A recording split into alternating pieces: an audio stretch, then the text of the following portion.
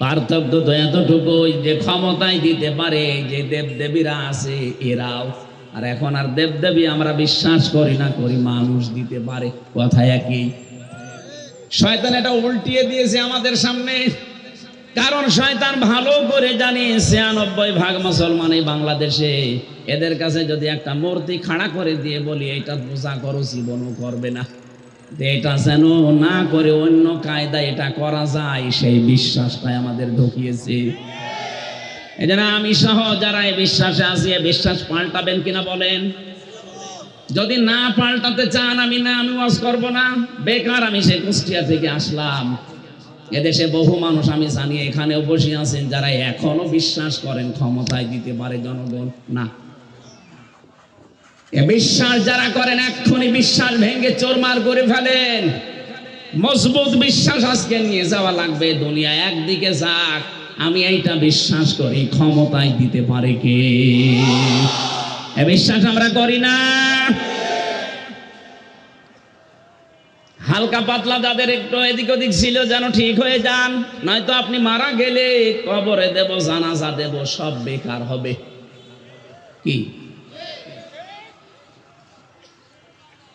আমি যে কথা বলতে চাচ্ছিলাম এতক্ষণ পর্যন্ত, ঈমান অন্তত যারা আমরা এনে ফেলেছি, আমাদের ঈমান যেন নষ্ট হয়ে না যায়। ঈমান নষ্ট হয় প্রথম কারণ কি? শিরক। বলেন বলেন, আরো জোরে বলেন। এবার আমি আরেকবার বলছি, শেষ বলা, আল্লাহ যেটা পারে ওইটা অন্য কেউ পারে, এই বিশ্বাস করার নাম শিরক। যারা করে তারা, একটা বললাম এই বিশ্বাস নিয়ে বহু মহিলা বসে আছে প্যান্ডেলে, ওরা এখনো পর্যন্ত বিশ্বাস করে সন্তান দিতে পারে কোন পীর সাহেব বাবা। করে না? আপনারাও এখনই পাল্টাবেন। কিয়ামত পর্যন্ত যদি আপনি হায়াত পান, সন্তান না হয়, মনে করবেন আল্লাহ দিচ্ছে না, কারণ এটা দেওয়ার একচ্ছত্র মালিকানা আল্লাহর। লিল্লাহি মুলকুস সামাওয়াতি ওয়াল আরদ ইয়াখলুকু মা ইয়াশা ইয়াহাবু লিমান ইয়াশাউ ইনাসা ওয়া ইয়াহাবু লিমান ইয়াশাউ সূরা সূরার ৪৯ নম্বরে আয়াত অনুযায়ী প্রমাণ হয় আসমান জমিনের মুলকিয়াতের মালিক, রাজত্বের মালিক আল্লাহ। যাকে ইচ্ছা তাকে সন্তান দান করে, মেয়ে দেয়, ছেলে দেয়। যাকে ইচ্ছা আল্লাহ কিছু দেয় না, বন্ধা করে রাখে। সব কিছু ক্ষমতার মালিককে। সুতরাং কোন মহিলা যেন কোন সন্তানের জন্য কোন দরগায়, কোন দুর্গায়, কোন মাজারে পীর সাহেব জিন্দা হোক আর মরা হোক, জীবনও আর যাবেন না। ছেলে মেয়ে না হয় না হোক, আপনি শিরিক করতে পারেন না। কথা বলেন না কেন? এই যে ৪৪টা বলছিলাম, এটা ২ নাম্বার গেল। ৩ নাম্বারটা বলছি, আমি সবগুলো না বললেও অন্তত টাচ দেই। কোরআনে কারিমে সূরা আরাফ ১৫৪ নাম্বার আয়াত শেষের দিকে আছে। আল্লাহ পাক বলেন, আলা লাহুল খালকু ওয়াল আমর তাবারাকাল্লাহু রাব্বুল আলামিন।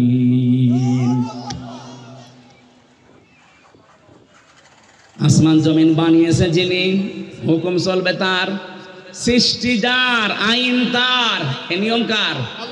বলেন বলেন। যেহেতু আমরা বিশ্বাস করি এই পৃথিবী বানিয়েছেন আল্লাহ, তাহলে এই বিশ্বাসও করা লাগবে এখানে আইন চলবে। যারা আল্লাহর আইন বাদ দিয়ে আল্লাহকে সৃষ্টিকর্তা মানেন, কিন্তু তার আইন বাদ দিয়ে মানুষের তৈরি করা আইন কানুন প্রতিষ্ঠার জন্য চেষ্টা করেন, আপনি মুশরিক। এই কথা বলেন না কেন? এদেশে এখন আপনি মেলান তো এই ৩ নাম্বারটা নিয়ে, এদেশে আমার মনে হয় এখন ভরি ভরি লোক পাবেন। ওকে জিজ্ঞাসা করবেন সৃষ্টিকর্তাকে, আল্লাহর নাম বলবে, কিন্তু আইন যে চলবে ওই আল্লাহর, এটা বলতে গেলে তখন বলে হুজুর এটা রাজনীতি, এটা দুনিয়ার কাজ। আপনি নির্ভেজাল টাটকা মুশরিক, কারণ সৃষ্টি যার, আইন চলবে তার, এইটাই ফাইনাল। কথা বলেন না কেন? যারা আল্লাহর আইনের বিপরীতে নতুন কোন আইন বানাতে চায়, কোরআনে কারীম সূরা আলে ইমরান ১৫৪ নাম্বার আয়াত, এটা মাঝের অংশে আছে, ইয়াকুলুনা হাল্লানা মিনাল আমরি মিন শাইইন কুল ইন্নাল আমরা কুল্লাহু লিল্লাহ। এ নবী, ওরা যদি জিজ্ঞাসা করে যে আইন তৈরি করার ক্ষমতা পাওয়ার কোনো অধিকার আমাদের আছে, আপনি ডাইরেক্ট ফতোয়া দেন না। আইন তৈরি করতে পারে শুধুমাত্র কে? আরো জোরে। এটাকে আমি বানালাম, এটা বললাম কেন? বাংলাদেশে এখন সংশোধন চলছে, সংস্কার চলছে, বিশেষ করে আমাদের সংবিধান। কথা বোঝে? এই ঝড়ে যদি কিছু করে নিতে না পারেন, আবার 50 বছর পিছিয়ে যাবেন। এমনিতেই তো 53 বছর আমরা পিছিয়ে আছি। কথা বলেন ঠিক কিনা? মানুষ নামে কলঙ্ক কিছু মানুষ নিজেরা আইন বানিয়ে আমাদের উপরে সংবিধান আকারে চালিয়ে দিয়েছিল। আল্লাহ পাক 1500 বছর আগে মানব জাতির জন্য একটা সংবিধান দিয়েছেন। সূরা ফুরকান, ফুরকান মানে সংবিধান। ফুরকান মানে কি? এখানে 54টা 74টা আয়াত আছে, 73টা ধারা আছে। আল্লাহ পাক বলেন মুসলমান দেশের আমি আল্লাহর গোলাম যারা দাবি করবে তাদের এই 73টা ধারা দিয়ে যদি সংবিধান বানানো হয়, ওই জায়গাটা আমি আল্লাহ মিনি জান্নাত বানিয়ে দেব। এই 73 বছরে 53 বছরে 73টা ধারা আমরা আজও পাইনি। সত্যি যদি পেতাম, আল্লাহর কসম, আল্লাহর গ্যারান্টি মিথ্যা হতো না। কথা বলেন না কেন? এই গ্যারান্টি কে পর্যন্ত থাকবেন আমরা দেখতে চাই। যেহেতু এখন সংস্কার আরম্ভ হয়ে গেছে, সংশোধন চলছে, বাংলাদেশে 96% মুসলমান। এই দেশে আমরা সংবিধান হিসাবে আল্লাহর কোরআনকে দেখতে চাই, আর কিছু চাই না। কারা রাজি আছেন দেখি? লিল্লাহি তাকবীর। না,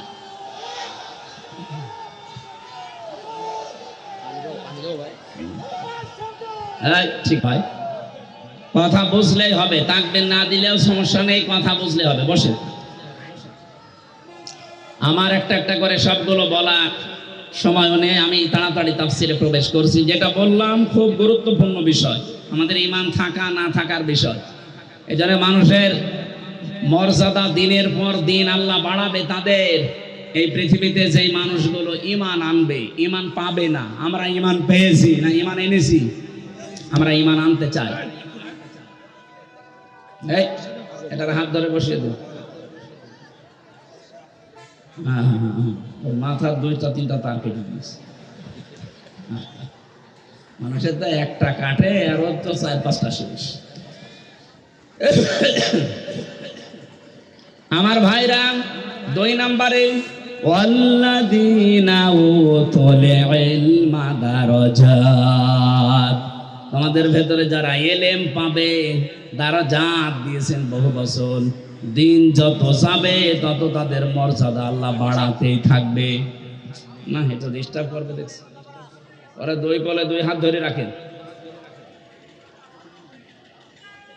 আপনারা কথা বুঝতেছেন কিনা বলেন? না, না বুঝলে আমি মোনাজাত করে দেব। বুঝতেছেন? কোন জায়গায় যে আমাদের সম্মান আমরা আজ পর্যন্ত এইটাই জানি না। মনে করে জোর করলে সম্মান পাওয়া যায়, জোর করলে যে আরো ঘৃণিত হওয়া লাগে। প্রমাণ দেখলেন না? 3 জন স্বৈর শাসকের নাম এই কয়েকদিনে আমরা দেখতে পেলাম। বাশার আল আসাদ, এরপরে এই যে আফগানিস্তানের কি যেন নাম ছিল, আশরাফ গানি, আর আমাদের এটার নাম তো আমি মুখে নিয়ে আসতে চাই না, ও সাথে আমার দরকার নেই। যারা জোর করে টিকে থাকতে চেয়েছিল সম্মান পাওয়ার জন্য, দেখেন আল্লাহ কি ঘৃণিত করে দিয়েছে। এখনো অনেকে ধান্দায় আছেন যে না বুবু ঘুরবে। বুবু ঘুরবে মানে? তাহলে আফগানিস্তান থেকে যে পালিয়ে গেল ও তো ঘুরতো, ও ঘুরেছে। এই যে কাজকে না কাজকে মনে হয় পালিয়েছে, এইটা তো আর ঘুরতেছে না। সুতরাং উনি গেছে তো গেছে, ও ঘোরার আর কোনো পদ্ধতি নেই। পৃথিবীতে আমরা যাদেরকেই পালাতে দেখি, এই যে লক্ষণ সেন 805 বছর আগে পালিয়েছে, আজও ঘুরে আসেনি। হয়তো পড়িয়ে ফেলেছে, নাই কুকুর শিকালের খাবার হয়েছে। এই জন্য যারা পালিয়ে যায় ওদের ভেতরে সৎ সাহস নেই, এই জন্যই পালায়। ওরা যে ঘুরে আসবে কোন মুখে আসবে? সেদিন সিলেট মৌলভী বাজার থেকে ওরা আমারে দিয়ে গেল মাহফিল ধরার জন্য হেলিকপ্টারে। এই পাশে যে হুক থাকে, পাইলটকে বলছিলাম যে ভাই এই যে হালকা হুক দেওয়া, এ আবার পড়ে যাব না তো? বলছে ওখানে হাত দিয়ে দিন, হাত দিলে যদি খুলে যায় তাহলে আপনি কিন্তু পড়ে যাবেন। তখন আমরা ব্রাহ্মণবাড়িয়া পার হচ্ছি, মনে মনে ভাবছিলাম আল্লাহ, 2 বোন পালিয়ে গেল, একটু খুলে যেতে পারবো না? যদি একটু খুলে যেত, কার সামনে যে পড়তো, পিটিয়ে মেরে ফেলতো জনগণ। কথা বলেন না কেন? ওই সময় মনে মনে ভাবছিলাম আল্লাহ, আমারটা তো না খোলে, অন্তত ওরা 2 বোনের যদি একটু খুলে যেত। এই জন্য জোর করে সম্মান পাওয়া যায় না। সম্মান আল্লাহ রেখেছেন ইমানের ভেতরে, শিরিক মুক্ত ইমান, শিরিক মুক্ত আর বেদাত মুক্ত আমল। 2 নম্বরে যাদের এলেম আছে। এখন প্রশ্ন আসতে পারে, অনেক জ্ঞানী মানুষ, এলেমওয়ালা মানুষ ছিল, কিন্তু তাদের তো এখন মানুষ সম্মান দিচ্ছে না। এই বাংলাদেশের রুহুল আমিন বলে যে ছিল খতিব, এখন তার সম্মান আছে? ফরিদউদ্দিন মাসুদ এলেম ছিল, কিন্তু এলেমের উপরে আমল ছিল না, এজন্য আল্লাহ ঘৃণিত বানিয়ে দিয়েছে। জোর করে ইমামতি করার জন্য আবার গিয়েছিল, জনগণ জুতা দিয়ে পিটিয়েছে। পরের দিন আবার স্ট্যাটাস দিয়েছে যে জুতা আমাকে মেরেছে কিন্তু আমার গায়ে লাগিয়ে। ওরে শয়তান!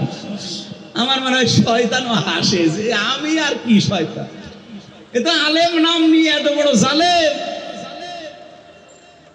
পৃথিবীর 6 জন মানুষের তালিকা আপনারা জানেন, যাদের নাম আপনি সার্চ দেন, গণহত্যার তালিকায় যাদের নাম আছে তার ভেতরে যারা পালিয়েছে ওনাদের 1 নম্বরে নাম আছে। একজনের নাম আছে, একজনের।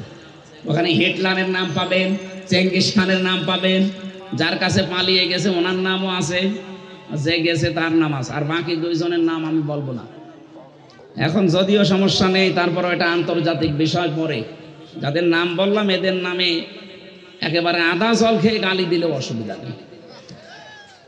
এজন্য গণহত্যার তালিকায় যাদের নাম, এই মানুষগুলোর বিচার যদি না হয়, পৃথিবীতে আরো অনেককে আমাদের হারানো লাগবে।